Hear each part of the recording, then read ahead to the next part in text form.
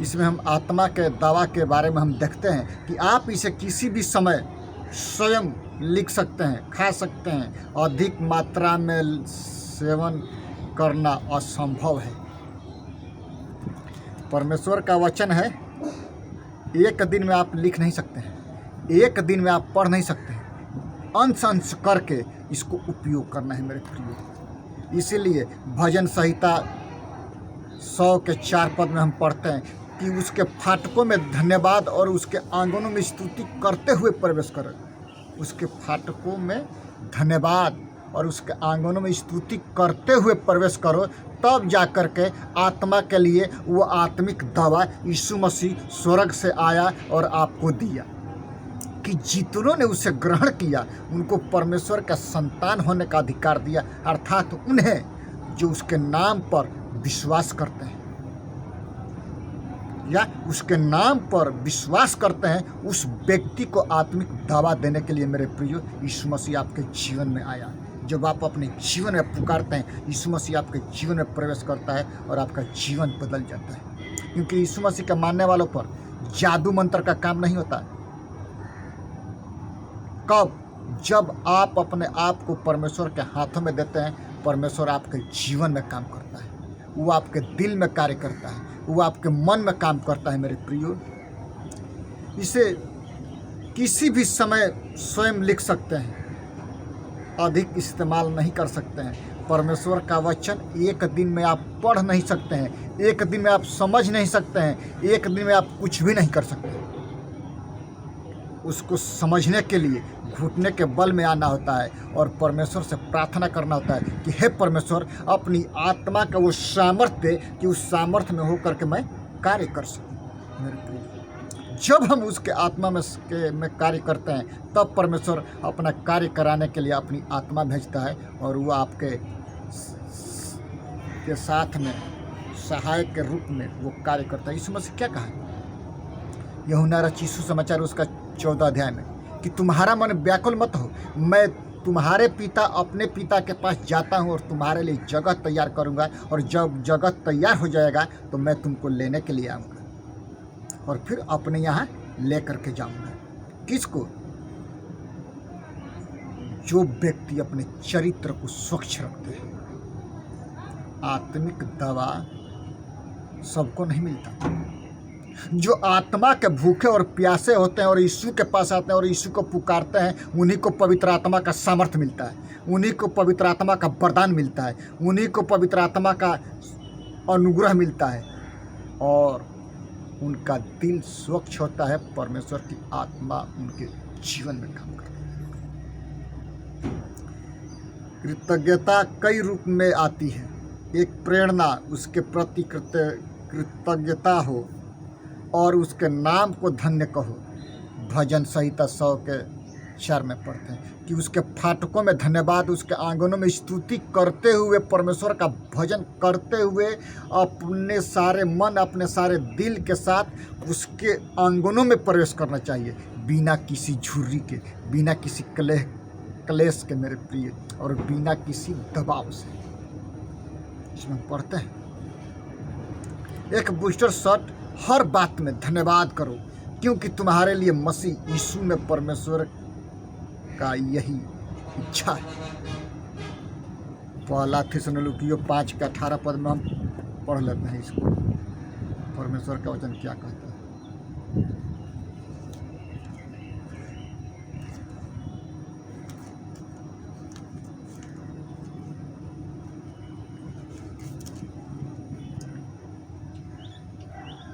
हर बात में धन्यवाद करो क्योंकि तुम्हारे लिए मसीह यीशु में परमेश्वर की यही इच्छा है। आत्मा को न बुझाओ, भविष्यवाणियाँ को तुच्छ न जानो, सब बातों को परखो, जो अच्छी है उसे पकड़े रहो और सब प्रकार की बुराई से क्या बचे रहो। सब प्रकार की बुराइयों से हमको और आपको मेरे प्रियो बचने की ज़रूरत है, तब जाकर के हम अनंत काल के जीवन में हम प्रवेश कर सकते हैं। तब हम अनंत काल के जीवन में प्रवेश हम कर सकते हैं। कब? आत्मा के लिए आत्मिक दवा की जरूरत होता है और वो यीशु मसीह के द्वारा संभव है। स्वर्ग का राज यीशु मसीह के द्वारा संभव है। मार्ग, सत्य और जीवन यीशु है। संसार में तो तुम्हें क्लेश होता है, परंतु ढाढ़स बांधो, मैंने संसार को क्या किया है? जीत लिया है। आपको जब परमेश्वर ने जीता है और अपने हाथ में आपका पिक्चर खुद करके बनाया है मेरे प्रियो, तो उसको याद है कि मेरा बेटा मेरा बेटी क्या करता है। वो स्वर्ग से आंखें लगा करके देखता है कि मेरा बेटा मेरी बेटी क्या करता है। टैबलेट फार्म और भारी रहें क्या? हमको हर वक्त परमेश्वर के वचन में और उसके कार्य में आभारी रहना है। एक आयत हम पढ़ लेंगे, लुसियो 3 अध्याय का 15 पद में परमेश्वर का वचन क्या कहता है?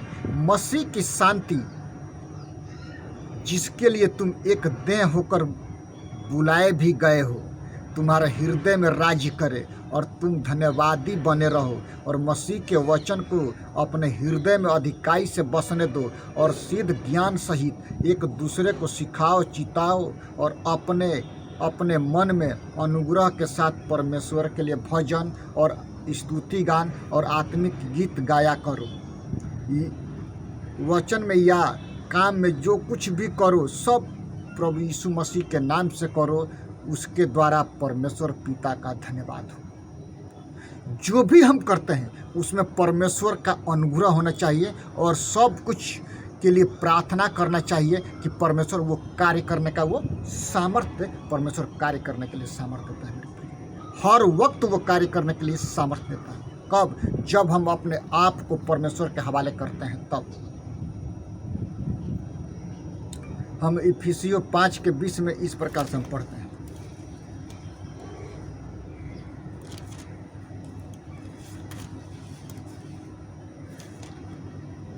इफिसियों 5:20 में, और सदा सब बातों के लिए हमारे प्रभु यीशु मसीह के नाम से परमेश्वर पिता का धन्यवाद करते रहो। मसीह के भय से एक दूसरे के अधीन रहो।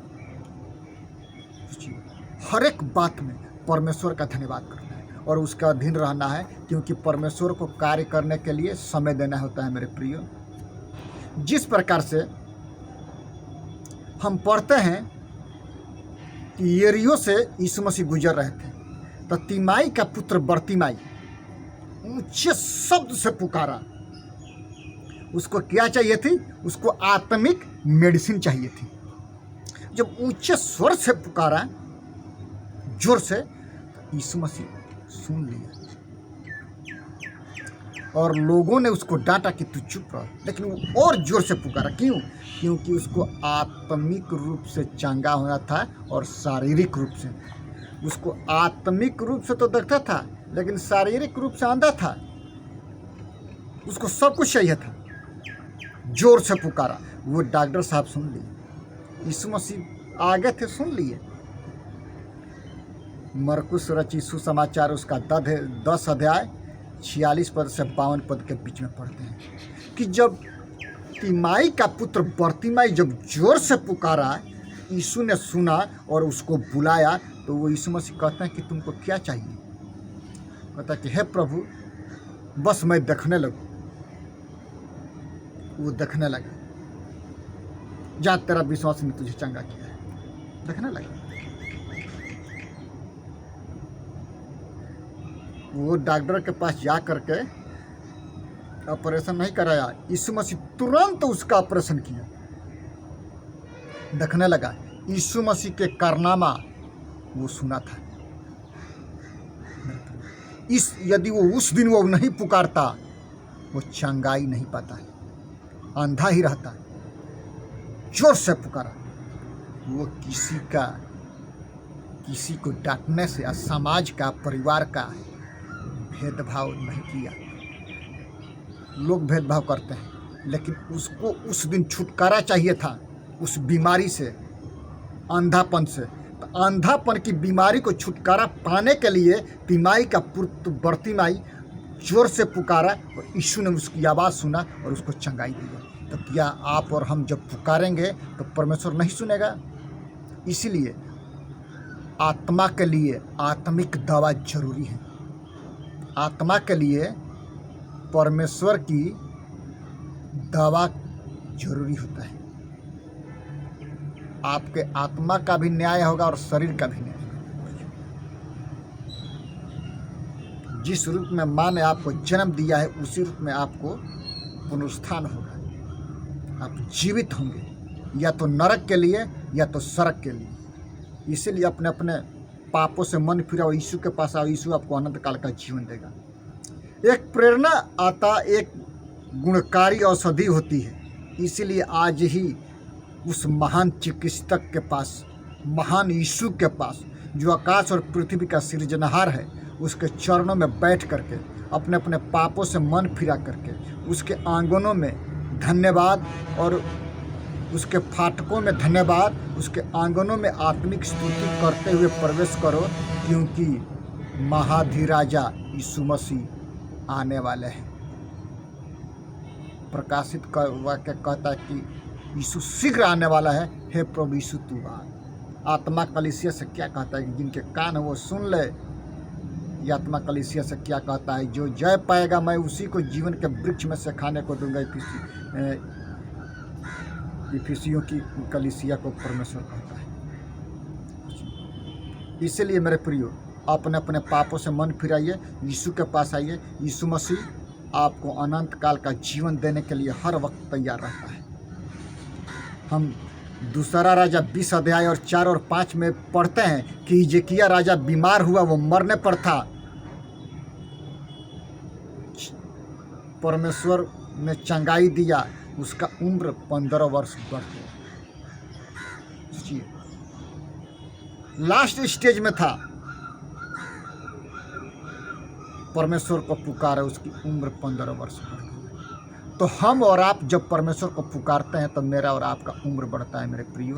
इसीलिए अपने अपने पापों से मन फिराइए, यीशु के पास आइए। यीशु मसीह आपको हर वक्त अपना बेटा, अपना बेटी बनाने के लिए तैयार रहता है। इसलिए एक व्यक्ति को आत्मिक दवा की ज़रूरत है मेरे प्रियो। आज के डेट में एक व्यक्ति को आत्मिक दवा की ज़रूरत है। वो दवा यीशु मसीह के पास है। प्रभु इन सारे वचनों से आपको और हमको आशीष कराइए, प्रार्थना करते हैं। पिता धन्यवाद करते हैं इस वचन को जितने लोग सुनते हैं, देखते हैं पिता, उनके जीवन में काम कर पिता परमेश्वर, कि उनका जीवन बदल जाए। महान प्रभु जी, आपके पास ही आत्मिक दवा है पिता। हमारे आत्मा को छुइए और पवित्र कीजिए महान प्रभु।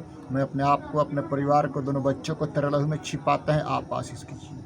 पूरे भारतवर्ष में जितने मसीही भाई बहन हैं पिता, जितने भारतवासी हैं, उनके जीवन में आप कार्य कीजिए। राष्ट्रपति से लेकर के सरपंच तक अधिकारों को आपके हाथ में देते हैं। प्रार्थना करते हैं, यदि कोई बीमारी के हालत में आप चंगाई दीजिए, काम के तलाश में अच्छा अच्छा काम दीजिए महान प्रभु। धन्यवाद करते हैं महान प्रभु।